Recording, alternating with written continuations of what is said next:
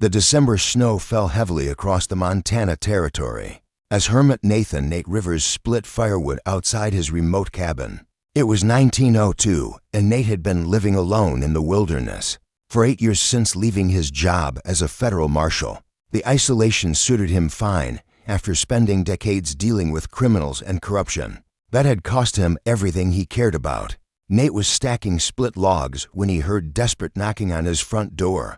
The sound echoed through the snowy forest like gunshots. Living alone had made him cautious about unexpected visitors, especially during winter storms, when only the desperate or dangerous would venture into such remote country. "Who is there?" Nate called out, setting down his axe and reaching for the rifle that never left his side. "Please, mister, we need help," came a young voice barely audible over the howling wind. "We are just boys, and we have been walking for days. We do not have anywhere else to go." Nate opened the door and found 4 boys huddled on his porch. They ranged in age from perhaps 9 to 14 years old. Their clothes were inadequate for the brutal weather, and they were all shivering uncontrollably from cold and exhaustion. "Good Lord, boys, get inside before you freeze to death," Nate said, immediately stepping aside to let them enter his warm cabin. The boys stumbled inside, leaving puddles of melted snow on the wooden floor.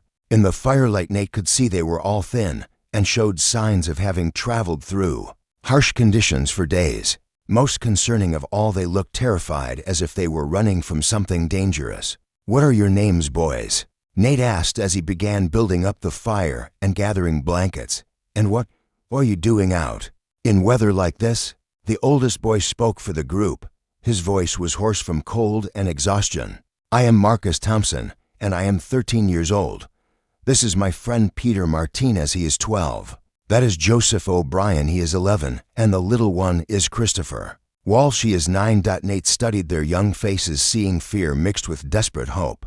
"Marcus, where did you boys come from?" "The nearest town is 40 miles through mountain passes that are closed by snow." Marcus glanced at his companions before answering. "We escaped from the Canyon Ridge Reform School 3 days ago. We have been walking ever since, trying to find someone who might believe us about what really happens there." Nate felt a chill that had nothing to do with the winter weather. Canyon Ridge Reform School was supposed to be a model institution for troubled boys. It was run by the territorial government and had a reputation for turning problem children into productive citizens. "Marcus, why did you need to escape from the school? What kind of help are you looking for?" Marcus reached inside his coat and pulled out something that made Nate's blood run cold. It was a deputy sheriff's badge, broken in half and stained with what looked like dried blood. "This belonged to Deputy Sam Walker," Marcus said, holding the broken badge like it contained the most important evidence in the world. "He was trying to investigate what was really happening at Canyon Ridge when they killed him. Before he died, he gave us this badge and told us to find someone honest who could finish what he started." Nate accepted the broken badge with trembling hands. He recognized it immediately. Sam Walker had been one of the most honest lawmen in Montana. Territory news of his death in a supposed hunting accident 2 weeks ago had shocked everyone who knew him. "Boys, how did you get Deputy Walker's badge? And what makes you think he was murdered instead of dying in an accident?" Peter stepped forward. "We saw them kill him, Mr. Rivers. We were hiding in the woods when Deputy Walker came to investigate reports about boys disappearing from the school. Warden Morrison and 3 of his guards shot him and made it look like a hunting accident." Joseph nodded. Deputy Walker had been asking questions about boys who were supposed to be released from the school, but never made it home to their families. He found out that Warden Morrison was selling boys to people who wanted workers for dangerous jobs. Christopher, the youngest, spoke in a small voice.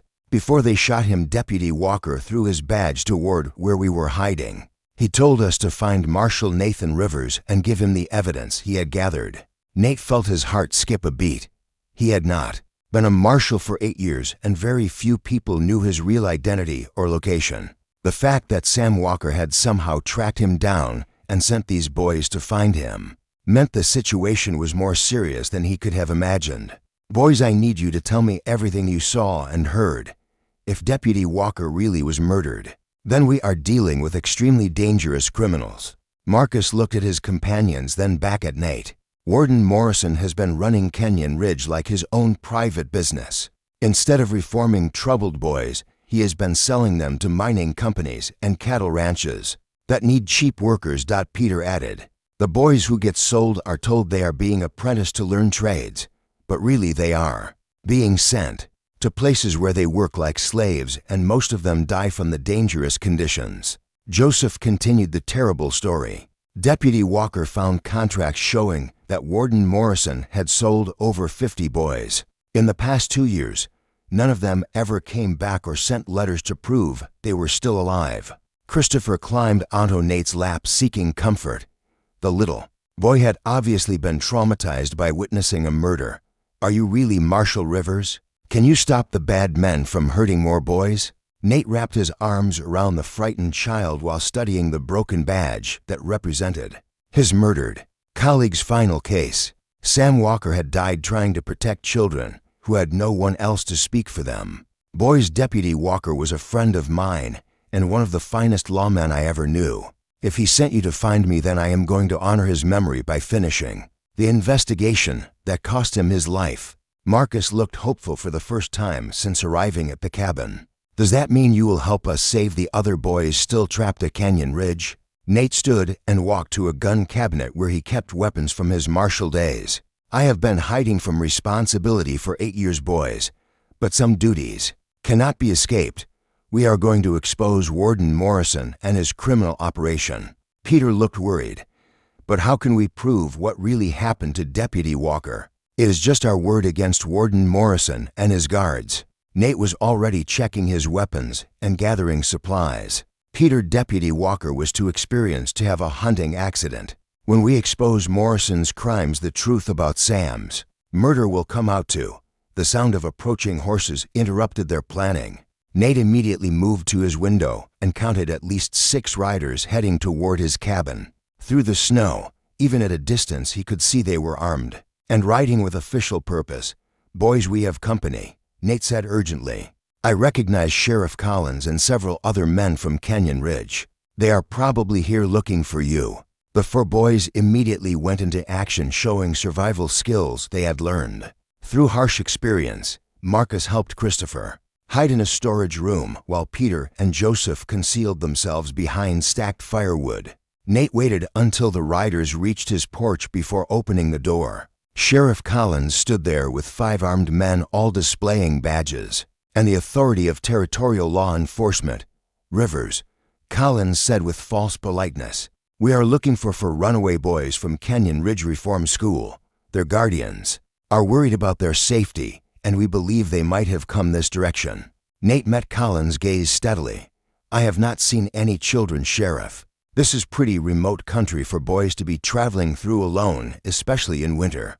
Collins stepped inside without invitation, his eyes scanning the cabin for signs of the fugitives. These boys are dangerous, Rivers. They have been spreading lies about the reform school, and they may have stolen property before they escaped. What kind of property? Nate asked, keeping his voice neutral. Collins' expression hardened. Items belonging to the late Deputy Walker. Personal effects that were taken from the scene of his hunting accident. If you see these boys, you need to contact us immediately. Nate wondered how many other people Collins had lied to in order to protect Morrison's criminal operation. I will keep that in mind, Sheriff. Subscribe to our channel for more incredible Western stories that will keep you on the edge of your seat. On TV, just press subscribe with your remote for more epic adventures. Collins looked around the cabin one more time, clearly frustrated by his inability to find evidence of the boys' presence. Just remember, Rivers, harboring fugitives is a serious crime. You would not want legal trouble at your age.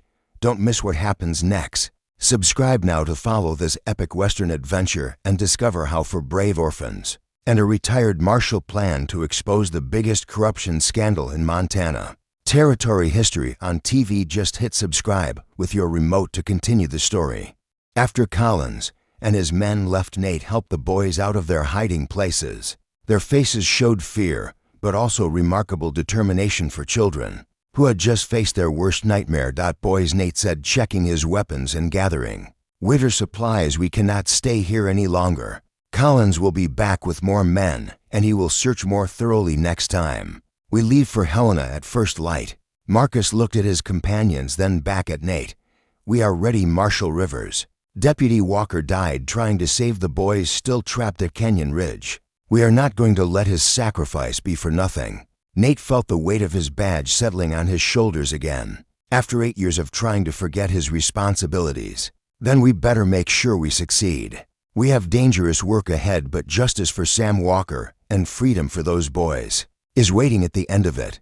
Nate spent the early morning hours examining the broken deputy's badge, while the 4 boys slept near his fireplace. The badge had been deliberately snapped in half, and the bloodstains told a story of violence that confirmed the boys' account of witnessing Sam Walker's murder.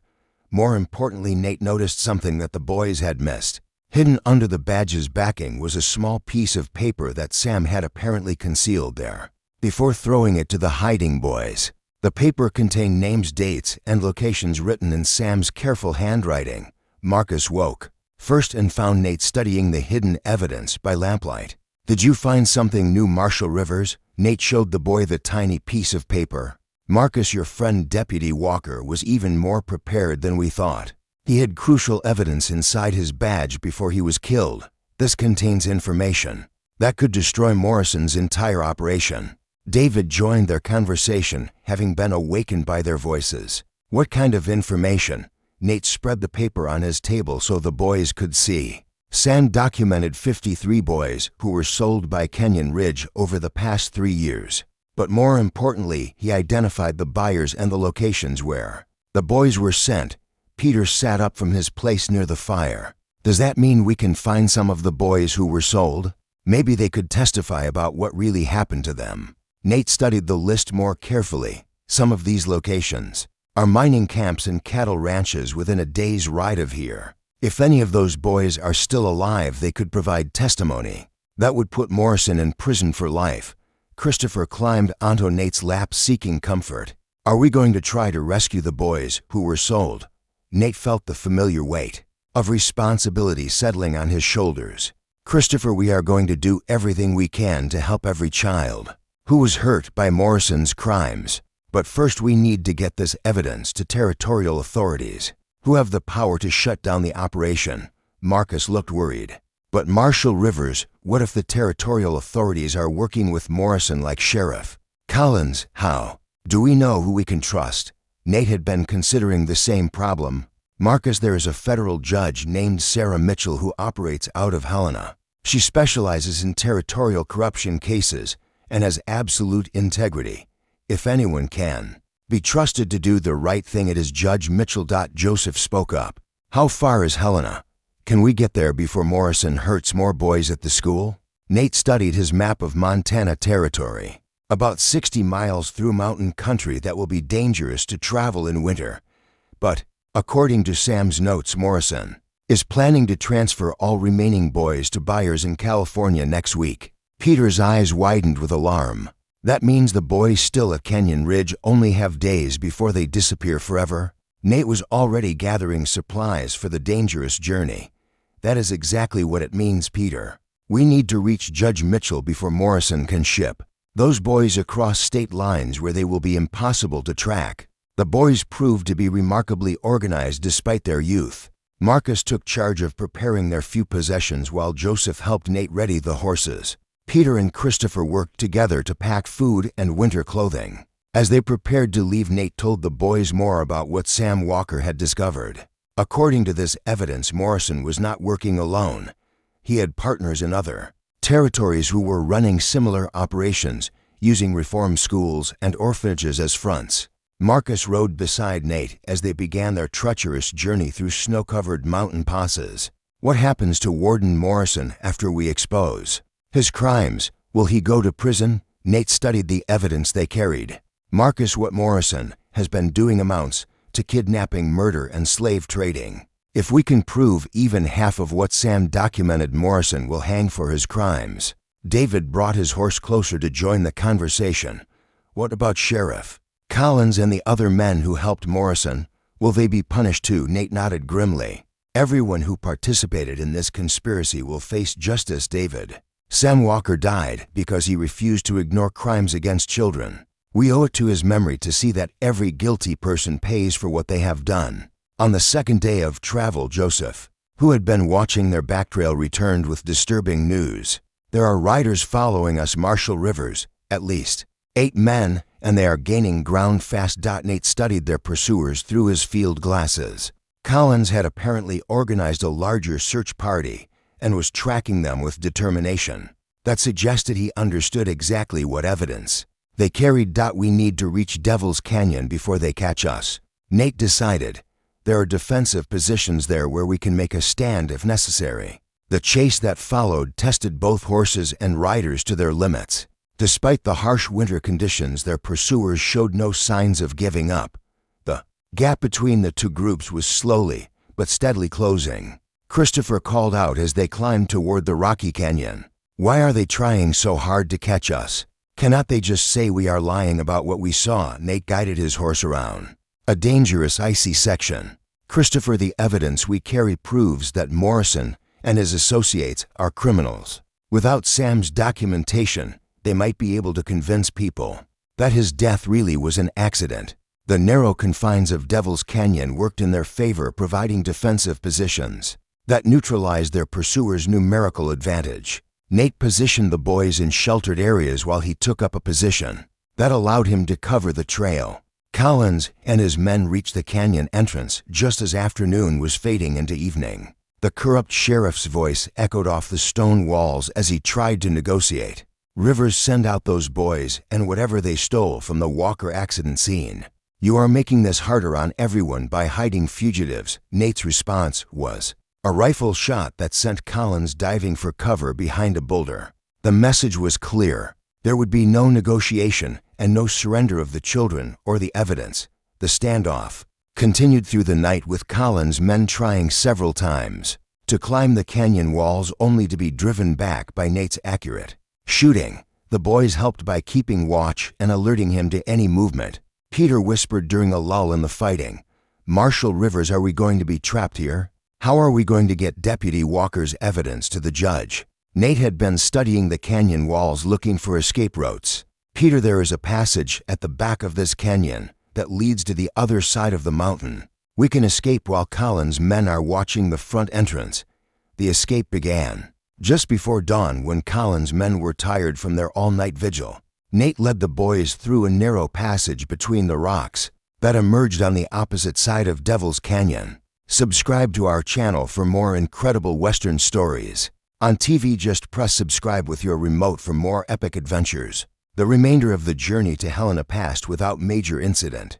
Though Nate remained alert for additional pursuit, the boys showed remarkable resilience despite everything they had endured. Marcus spoke for all of them when he said, we have come too far to give up now, Marshal Rivers. Deputy Walker's evidence is going to save those boys still trapped at Canyon Ridge. Nate felt proud of these four remarkable children who had risked everything to honor a murdered lawman's final investigation. Their courage would ensure that Sam Walker's death had not been in vain. Don't miss the next chapter of this epic Western adventure. Subscribe now to follow this dangerous mission. On TV, just hit subscribe with your remote to continue the story and discover whether Nate and the boys can expose Morrison's crimes before more innocent children disappear forever. The Montana capital of Helena appeared through the morning mist as Nate and the four boys approached the end of their perilous journey. Federal Judge Sarah Mitchell's courthouse stood like a fortress of justice in the center of town, representing the rule of law that could finally bring Morrison's criminal empire to an end. Judge Mitchell proved to be everything Nate had hoped. She was a woman of perhaps 50 years with steel-gray hair and the sharp eyes of someone who had spent her career fighting corruption. When Nate presented the broken badge and Sam Walker's hidden evidence, she listened with growing anger. This documentation represents one of the most comprehensive cases of institutional child abuse I have ever encountered, Judge Mitchell said after examining the damning evidence. Marshal Rivers, these boys have risked their lives to expose systematic crimes that reach into multiple territorial governments. Marcus stepped forward, speaking for his companions. Judge Mitchell, can you save the boys still trapped at Canyon Ridge before Warden Morrison ships them to California? They do not know that anyone is coming to help them. Judge Mitchell studied the young faces that showed such courage and determination. Son, we are going to rescue every child mentioned in Deputy Walker's investigation. More than that, we are going to destroy Morrison's entire network and make sure nothing like this ever operates again. The federal operation that followed was swift and comprehensive. Judge Mitchell coordinated with honest lawmen from across Montana Territory to conduct simultaneous raids on Canyon Ridge and all associated facilities. Peter watched from the courthouse steps as federal marshals rode out to execute arrest warrants. How long will it take them to arrest all the bad men? Judge Mitchell smiled at the boys' eagerness for justice. Peter, the evidence you boys provided is so complete that most of these criminals will be in federal custody within 48 hours. They have been hiding behind the facade of helping troubled children while committing the worst possible crimes. The raid on Canyon Ridge Reform School revealed conditions that shocked even experienced federal agents. The remaining 28 boys at the facility were found locked in cells rather than dormitories. Many showed signs of systematic abuse and malnutrition. Joseph testified about witnessing Deputy Walker's murder. His clear, honest account helped establish that the lawman had been assassinated to prevent him from exposing Morrison's crimes. Christopher, despite his young age, provided crucial details about the boys who had been sold to various buyers. His memory for names and faces helped investigators track down several survivors who had been presumed dead. Warden Morrison was arrested along with Sheriff Collins and 15 other accomplices who had participated in the conspiracy. The trials that followed became the biggest news story in Montana Territory history. Morrison's defense lawyers tried to claim that the boys were lying troublemakers, seeking revenge against legitimate authority figures, but the physical evidence and survivor testimony proved unshakable. Nate testified about his investigation and the murder of Deputy Walker. His reputation as a former federal marshal carried significant weight with the jury and helped establish the credibility of the boys' accounts. Morrison was sentenced to hang while Collins received life in prison. Most of the other conspirators received lengthy terms for their roles in kidnapping and child abuse. Most importantly, reforms were implemented throughout the territorial reform school system to prevent similar abuses. Federal oversight was established to ensure that institutions caring for children operated according to proper standards. Marcus, Peter, Joseph, and Christopher were placed in Nate's legal custody as his wards. The former marshal discovered that raising for remarkable boys gave new meaning to his mountain retreat. His isolated cabin became a gathering place where other rescued children could visit and heal from their traumatic experiences. Nate's reputation for protecting the innocent attracted families from throughout the territory who needed help. Subscribe to our channel for more epic Western stories that celebrate the triumph of good over evil. On TV, just press subscribe with your remote to see more incredible adventures that prove heroes come in all ages. Deputy Walker was posthumously honored as a hero whose investigation had saved dozens of lives. A monument was erected bearing his name and the inscription, "He died so that justice might live." The broken badge that had started their adventure was repaired and mounted beside the monument as a symbol of how law enforcement officers sometimes pay the ultimate price for protecting the innocent. Several of the boys who had been sold to mining companies and ranchers were successfully located and rescued. Their testimonies led to additional prosecutions and helped identify other criminal networks operating throughout the Western Territories. Nate Rivers never returned to his completely solitary existence. Instead, he found that his greatest purpose was not in avoiding responsibility, but in accepting it when innocent lives hung in the balance. The boys grew up to become productive citizens who never forgot the importance of standing up for those who could not protect themselves. Marcus became a federal marshal like his adoptive father, while Peter chose to become a teacher, dedicated to helping troubled children. Joseph established a legal aid society that provided representation for orphaned and abandoned children, while Christopher became a physician specializing in treating victims of abuse and neglect. The broken deputy's star had brought them together in tragedy, but it also created bonds that lasted for the rest of their lives. It proved that sometimes the most important evidence comes in the smallest packages. and that heroes are often those who refuse to let injustice win. This Western story reminds us that badges represent more than authority. They symbolize the commitment to protect those who cannot protect themselves. Sam Walker's broken star became whole again through the courage of four boys who refused to let his sacrifice be forgotten. It shows that true law enforcement is not about power over others, but about service to those who need protection most. The legacy of one murdered deputy lived on through the children he died trying to save, and the man who finished the job he started. Don't forget to subscribe for more epic Western stories that celebrate courage, honor, and justice. On TV, just use your remote to hit that subscribe button and never miss an adventure. That proves the good guys can still win when they refuse to give up. Subscribe to our channel for more incredible Western stories. On TV, just press subscribe with your remote for more epic adventures.